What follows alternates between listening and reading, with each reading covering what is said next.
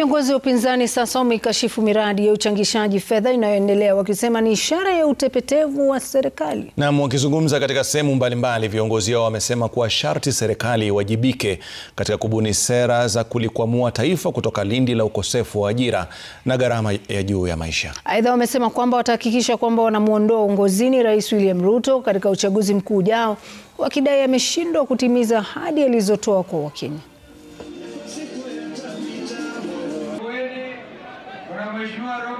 Kama ilichochukua vizuri, naona watu sisi na mambo yote ndio serikali ya Ruto imeshindwa, na wanakuja kila mahali. Sasa wameanzisha mfumo mwingine wa kufanya harambee kupitia nyuma, hata wanaita women empowerment.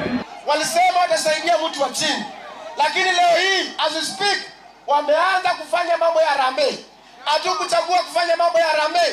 We want policies, we want ideas, we want job creation. Si raia wanatumia Kalonzo vibaya, si Ruto wanatumia vibaya, si wameshikana.